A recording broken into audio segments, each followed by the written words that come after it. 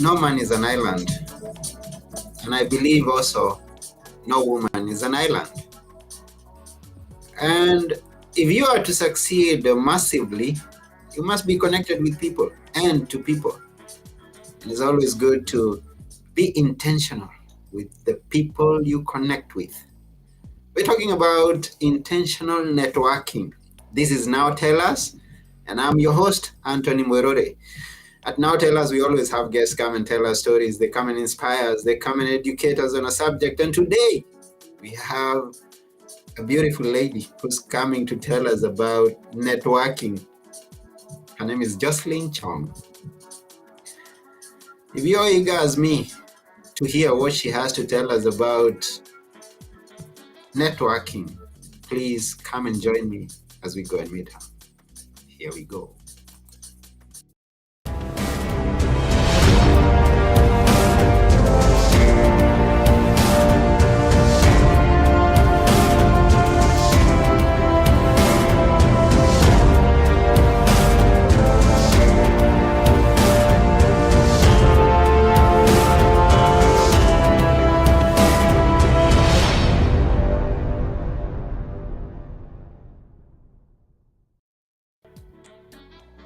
Hello, Jocelyn.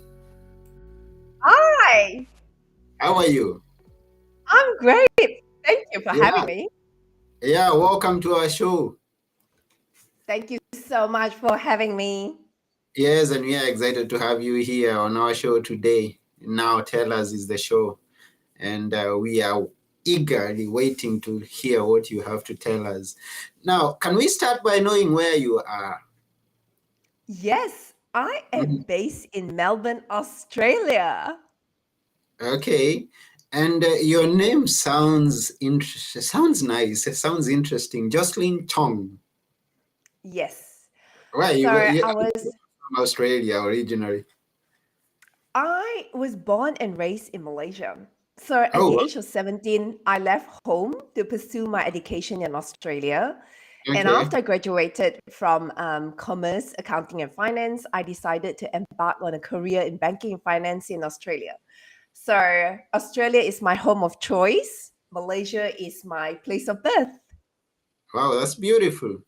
So you've traveled and you've seen different lands, not from where you were born. And it's always good when you get to travel and connect with other people. Absolutely. I think it's so enriching to be able to go to different parts of the world, different continents, learn different cultures, be in different social backgrounds, and just connect with people. And, just today, both of us, have got such enriching background. You're from Kenya, you live in Greece. I'm from Malaysia, I live in Australia. How enriching is that?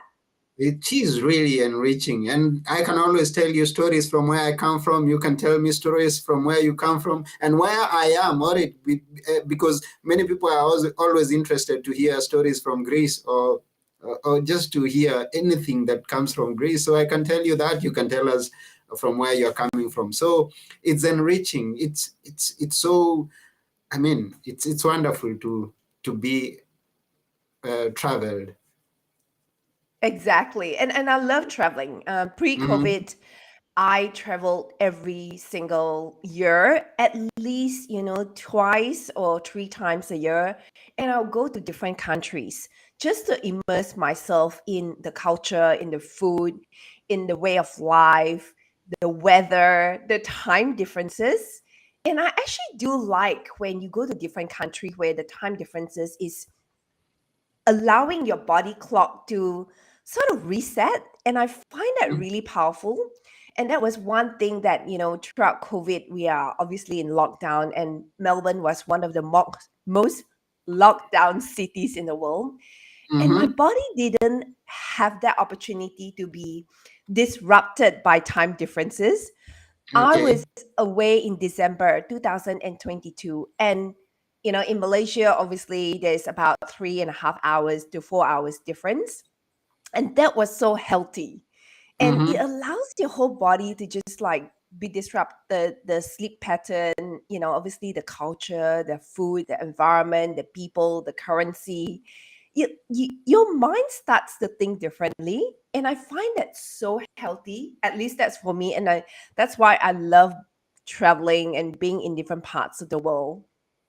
Which other countries have you been to? I have been to most part of US, UK, most part of Europe. I've never been to Greece yet.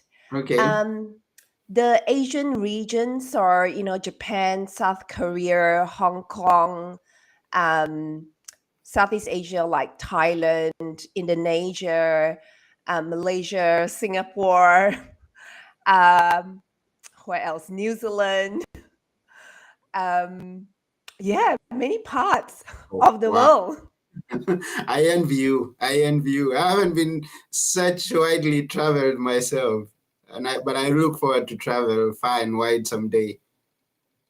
I think it's going to be fun, especially Yeah, now, there's so many opportunities to visit different countries and people are so welcoming. So, yeah, do that. Plan for your next holiday.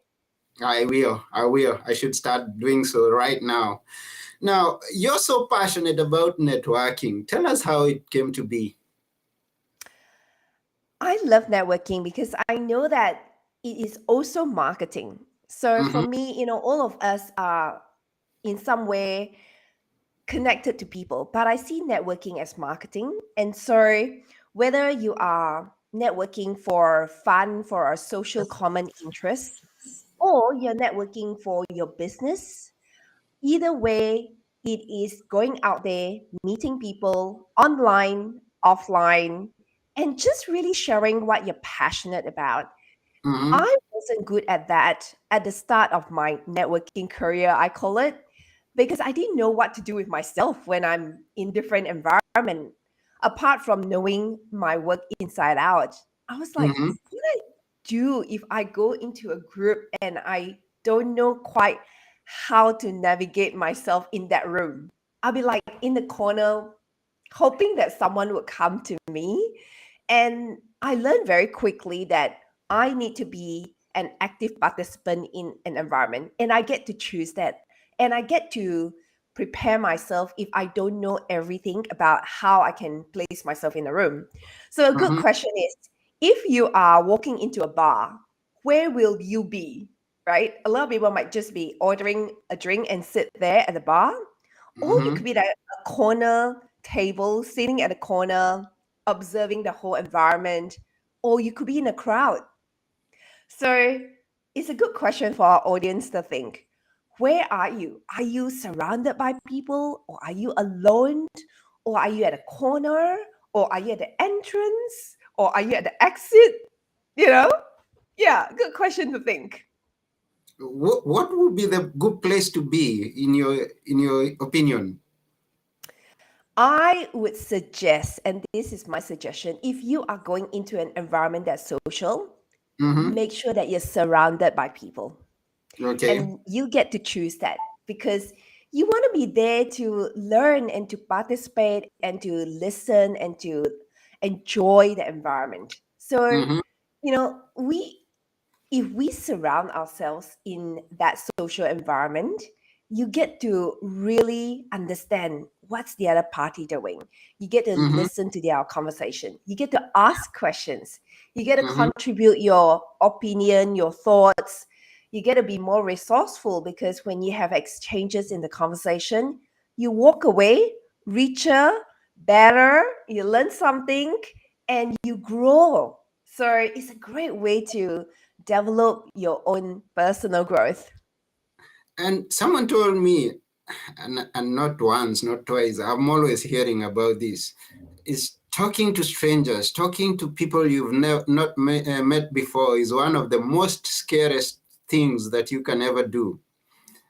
How was it at first when you started to interact with people, you go into those networking places? How was it? It's extremely awkward. So I speak out of my own experience. All of us grow up. So if you grow up in an environment where your family are always there, then it's easy. But my first experience came when I left home and I Mm-hmm, live in a country that I've never been to before. And I am adapting to a whole different climate, a whole different currency, a whole different social network. And I have a choice. Either I stay in my own spot and hide, or I can be active and use my time purposefully. So I Mm-hmm. decided to find communities that I can engage. And gradually, I learned to develop self confidence to connect with people, to ask questions, to participate. And it took time, it didn't happen overnight for me. And it Mm-hmm. also helped me overcome a lot of limiting beliefs. Number one is, sometimes we feel like, what question would I ask in the networking event? I don't want to offend someone, and I Mm-hmm. don't want to ask questions that make people feel uncomfortable either, right? So that Mm-hmm. could be one limiting belief. Second thing is we could fear rejection. So will people reject me if I share my opinions? Because some of us might be, a little bit more introvert and we don't know how to position Mm-hmm. ourselves, and we fear how people perceive us. And so we want to sort of retreat. That's another form of fear. Mm-hmm. The third one could be a fear of speaking up. Like, if I say something, I don't know how would I sound. How would other people judge me? I am not a good public speaker, and in a group, public speaking could be speaking to a group of 5 people, and I don't know them. Like, what would they be commenting about me? And so all that are all sorts of different limiting beliefs that we may hold. I Mm-hmm. know that different people hold different type of limiting beliefs. And so if you are aware of the kind of fears that are holding you back from stepping into an environment that's social, that you can speak, that you can be who you are, I highly recommend that you note that down. Number one is be aware of what it is, and then write it down and use different ways to shift that belief system. So you might be fear of speaking up. Then think about how you can start to increase your self-confidence to speak up, right? And we can talk about that in more detail and elaborate about that. Or Mm-hmm. if you fear judgment, then that is some work that you will need to dig deeper into, working on your self-worth. If you feel rejection, it could be some in the past that you had been, rejected in somewhat ways, and that might hold you back from progressing forward. Then do work around letting go of that fear or that trauma or that event that held you back. Because Mm-hmm. sometimes one thing can hold us back for 30, 40 years. One statement of someone that said can be a scar and continue to really keep us small. So if we can trace it back to a place or time that kept you really small and pull you away from the best opportunities and possibilities in front of you, then it is an invitation today to work through and let those limiting beliefs go, and that you can go out and be who you are and be your true essence and contribute powerfully to this world. Talking on the power of words, and you mentioned how a few words can keep you, can limit you for years, tens of years. I have experienced. It's just today that I was remembering some words that I said. I think like 30 years ago, and looking back, I see that those words still affect me in a way or the other. So, if there is something that is holding whoever is listening back from going out there and presenting yourself, it's good to look back, try to find out that day that affected your perspective on life, that started to hold you back, that you don't take an action, that you don't um, go out there and sell yourself, and work it out. As Jocelyn suggests, work at it so that you may come out confident. Yes, Mm-hmm. yes. Let me share a personal example, something that held me back for a number of years. Okay. So I had suffered from a lot of body image issue. One of them is I grew up in an environment where it's very loving. My family are very supportive, but I also have um, a very chunky set of calves, right? In Mm-hmm. Asia, everyone is slim, tall, and I'm blessed. I have amazing, legs, but they're chunky. I inherited my dad's, set of, Okay. DNA, and it's perfect. If I play football today, it's perfect, right? Football player would like that is fun, but for Mm-hmm. female, it's perceived that you are short, right? And Yeah. so someone told me this in my family, which I wouldn't, mention the name, but it's, you got chunky calves, make sure you don't wear skirts. And so that statement had been with me for years in my mind. It was that self inner talk that I Mm-hmm. should not wear skirt. And every time I want to wear skirts, I feel so uncomfortable. And I think and feel that the crowd is going to judge me and they're going to say that to me. And so I held on to that statement for many years every time I shop for clothings. Because I Mm-hmm. think that everyone would say that to me because it came from someone that I respect. So Yeah. then I held on to that and I keep saying it became louder. And like anything, right? If you give space to it, it can then become a very loud statement in your head.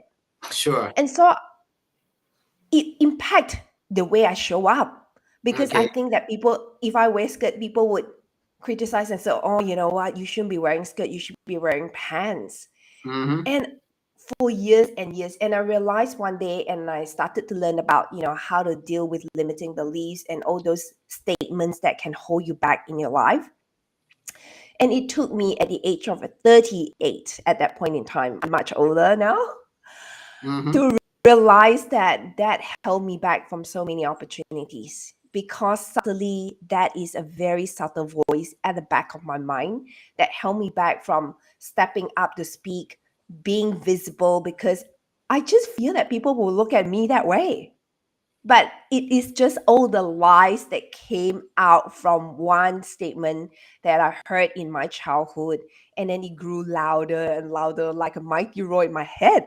So I Yeah. had to deal with it and to go, that was just one person's statement. And if you Mm. look around, everyone see me differently. And I had to work on letting go and loving myself, accepting myself, Mm-hmm. removing all those insecurities that if I dress this way, I will not be accepted. And then, your lies can create even more lies in your head. And it Sure. was just really, really powerful to then shift that to self approval, self Mm. acceptance, self love, and to work on that. And sorry, that's just one of the examples that I had to deal with. And so I'm inviting, whoever that is listening to this, whatever it may be. My clients had got statements like I had to help them deal with was their father told them that they're not good with maths. So Mm. as a business owner, she's always thinking, I'm not good with maths. I don't know my financial goals. I don't know how to set clear financial goals. And that was the big piece of work that I helped her remove that limiting belief that she's Mm. not great with maths.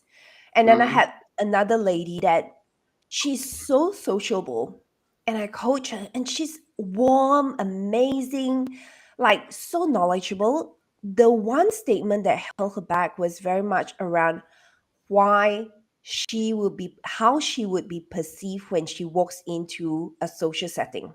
She Mm-hmm. feared the rejection. And we Yeah. had to trace that back why she feared that rejection because it's something that happened in her childhood that she feels when she walk up to an environment that she's not known, people will always see the worst in her, not the Mm-hmm. best in her. Mm-hmm. So it could be a lot of little subtle things. But I hope that for our listeners and whoever that's watching this show online, that you think about what is the one thing.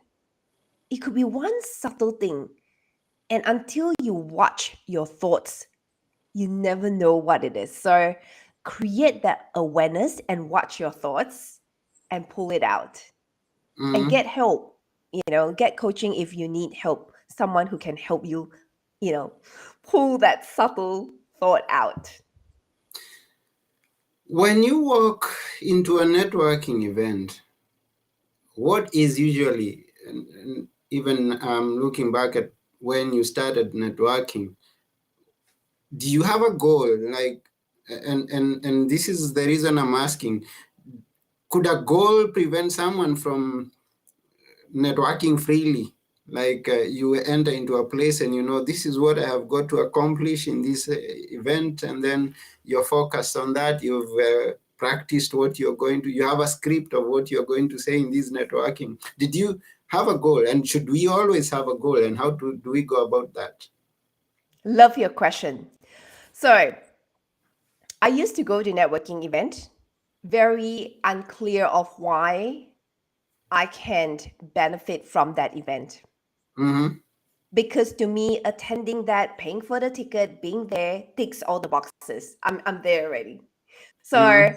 I wasn't intentional in the way I participated in the networking event. So a Mm-hmm. couple of things that I invite our listeners to do is to set the clear intention. Why are you there at the networking event? How can you be of service to the people there? What can you prepare ahead of time so that when you go in, you are going to be adding value to that group, that community? Mm-hmm. So before you walk in, couple things that you can prepare is that you want to go in with some position statement whereby you go, who I am, what I do, how can I serve this group. So do a bit of work and journaling around that. If you want a bit more prompt, there is a short masterclass on my website that you can watch. It's called How to Be a Magnetic Networker. And Mm-hmm. the workbook gives you the prompt to set yourself up for success. Number Mm-hmm. two, couple of other things that is very helpful is, people go to your social links like LinkedIn, Instagram, or Facebook or Twitter. And there is somewhat that social currency. They want to know who you are. So Yeah. if you got somewhere that you place your photos, make sure your photos are professional. They Mm. are not photos that are, taken 20 years ago and you're still using that photos. Right Mm-hmm. now, it's so very easy for us to update the photo to make sure that it is your current state. So that's the initial part that people want to know, because they are your credibility markers. If you want Mm. to be someone who is credible, you want to make sure that you present yourself as who you are, because a lot of people don't have that done, and that's so simple. And then there's Yeah. confusion when people go back and check, oh, I checked the LinkedIn profile and that's still quite an old version of the photos, right? So Mm-hmm. just update that, get a professional shot. If you don't want to pay for a professional shot, it's okay. All our cameras are so good at taking photos now. So, you know, Yeah. just take one and get someone to take that you are in natural lighting. That is the art, right? So that you're not in the dark. So it's Mm. some basic photo taking skills that you can get people to do it for you. And then update your profile, who you are, what achievements, what accomplishments, what qualifications you may have on your profile, so it's most updated.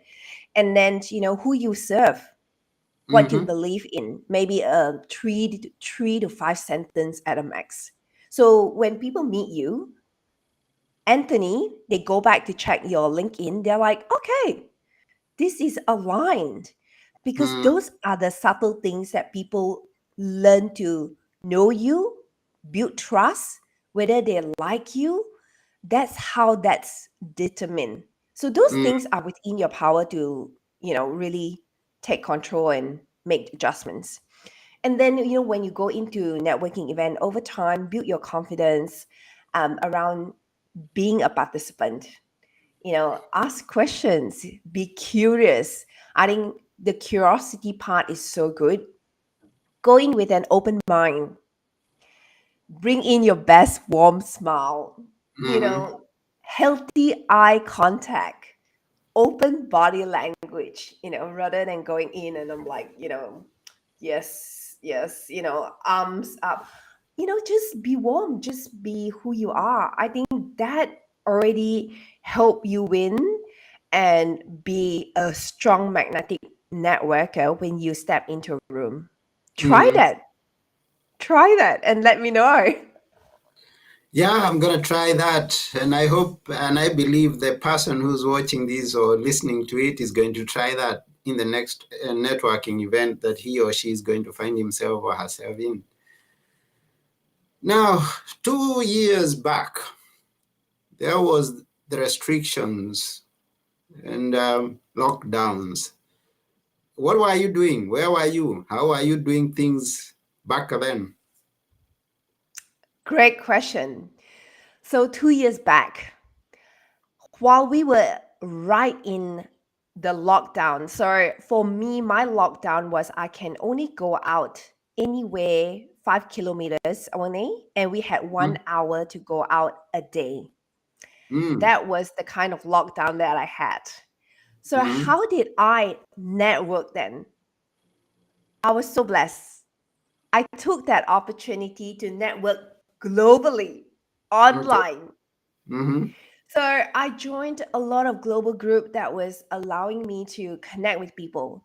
Now, the trick was, yes, the time zone was different because I'm in Australia. All my friends in the other countries are behind me. So I'm always ahead because of the time zone. I woke up 1 a.m., 4 a.m., 5 a.m. for networking events. And that's how I got to really connect with so many people from a global perspective. That's how I built my network. That's why my business is a global business now because of the work that was done 2, 3 years ago. So Yeah. it opened up a lot of opportunities and a lot of new friendships and connections with me now that it is just a way of life for me. So that was how I network. And then networking online was a real blessing because you could network with people from different parts of the world, in Europe, in Southeast Asia, in UK, in US. So it was just so enriching. And so online networking is different to in person because you are walking into a different crowd, but Mm-hmm. online when you are in a breakout room is what you say to, is how you are engaged. So the same thing applies around making sure that your profile and all things is updated, is because that's how they connect with you after the networking event online. So Yeah. I think it's really important that even now, like you and I are in different country and we are networking right now through this, show. So let's continue to do that effectively. Yeah, sure. Let's continue to do that effectively. I'm going to check your profile because I want to know what it is that you do. And this is what I'm sending. We are sending to the one who's out there. Thank Yes. you, Samuel, saying amazing. Thank you, Sophia. We have people who are watching us, and we thank you for watching us. And network intentionally. Don't just do it haphazardly. Just be intentional with what you're doing in order that you may succeed with what it is that you're doing, your business. Yeah, whether it's a relationship you're looking for, anything, just be intentional.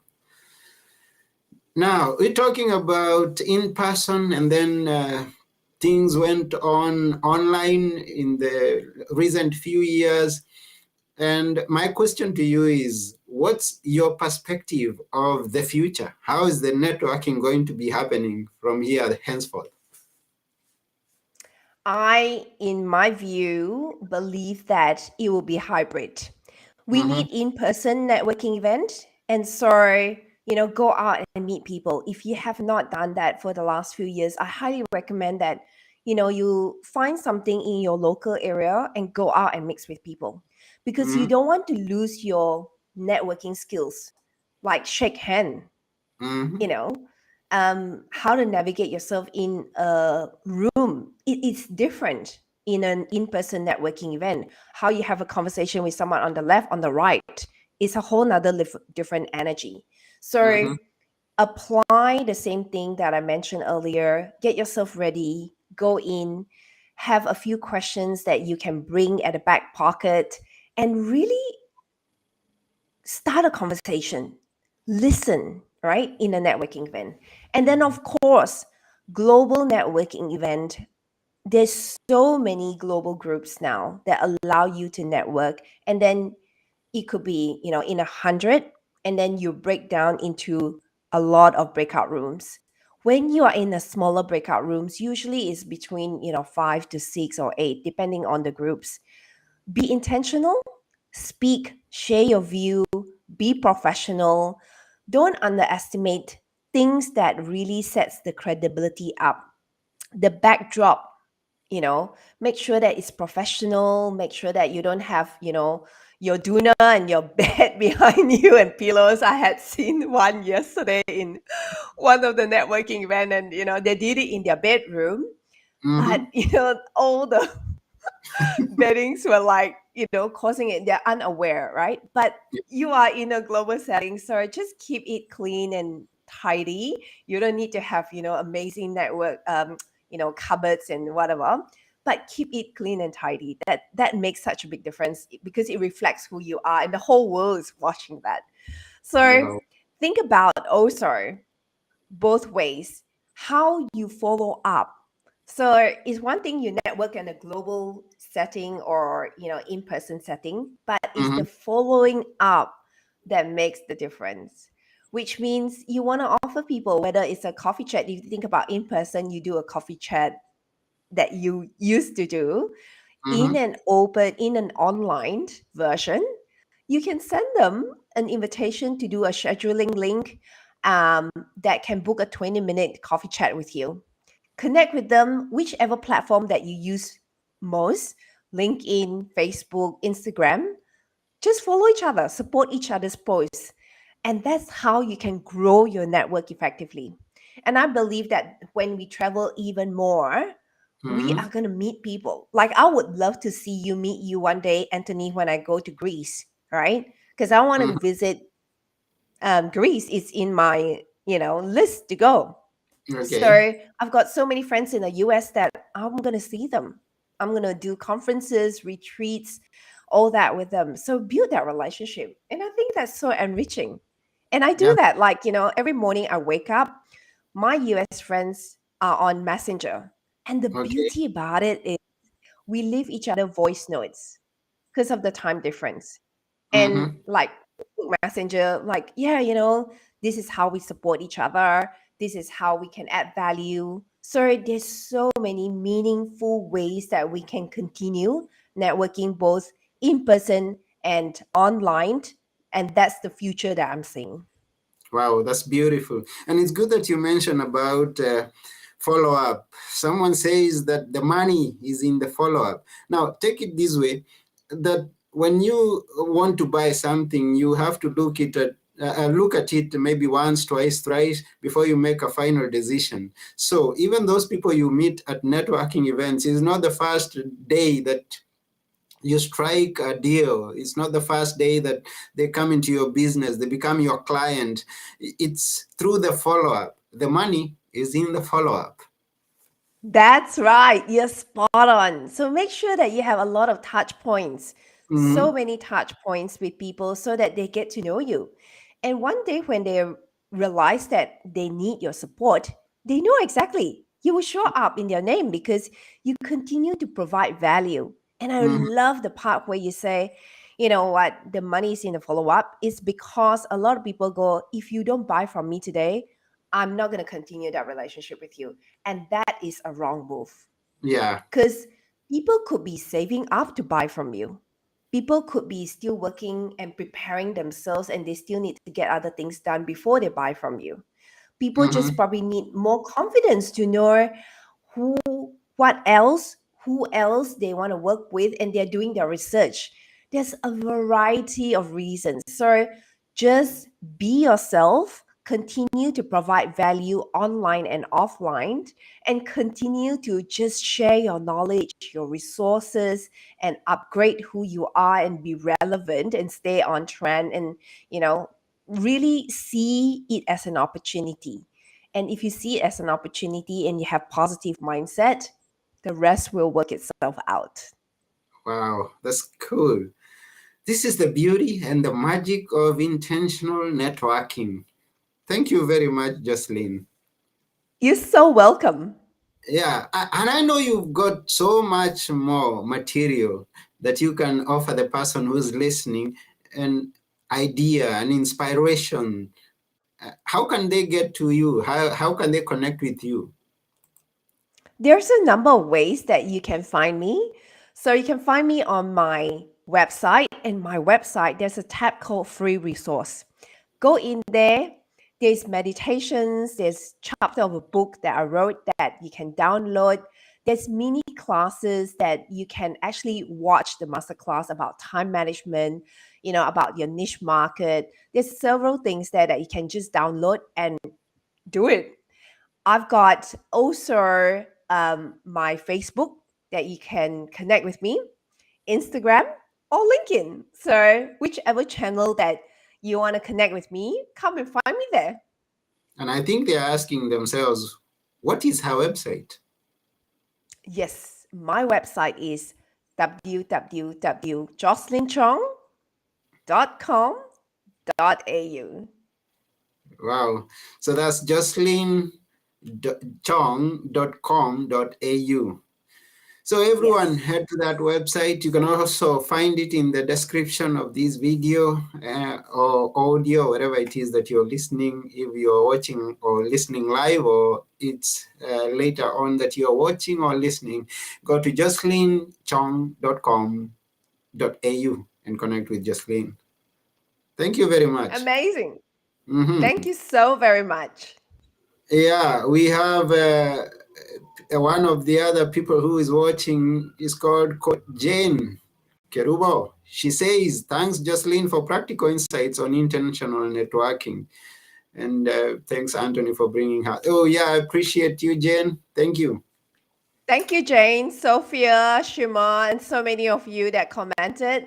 I hope that we stay connected. And yeah, thank you for watching this show, really. I hope that it comes as a blessing and a gift to you, and that, whoever that's watching this, next 5 days, next 100 days, next 3 months, I hope that this continues to stay so relevant for you. Yes, and Anne agrees with the statement that the money is in the follow up. Spot on, Anne. Yeah, spot on. Okay, so we are coming to the end of this show. But before we go, we always ask our guests to leave us with a few words that we should always remember. Which are those very important words that we should always remember, Jocelyn? So, in addition to all the beautiful things that we covered, one thing that I want to invite you to do for yourself is to love yourself more. So, the more you care and love about yourself, deepen your relationship with who you are, you can really contribute to the world. So, know your own superpowers and really, sharpen your own superpowers. Give yourself the chance to, care for your mental health, physical health, emotional health, financial health. And once you are so grounded, the rest can really make such a difference in this world. So I hope that that serves you. Yeah. Thank you, Jocelyn. You're we most really, welcome. yeah, we really appreciate everything that you shared with us in this show. And let's keep networking. Let's keep growing. Let's Yes, keep. I'll see you on the other channels. Yes. So we are going to meet on the other side of the net, and because we've got quite much to cover. So that's about it. This has been Now Tell Us. I have been your host, and together with our guest today, Jocelyn Chong, we are saying keep networking and bye for now. Bye, everyone. Take care. Yeah.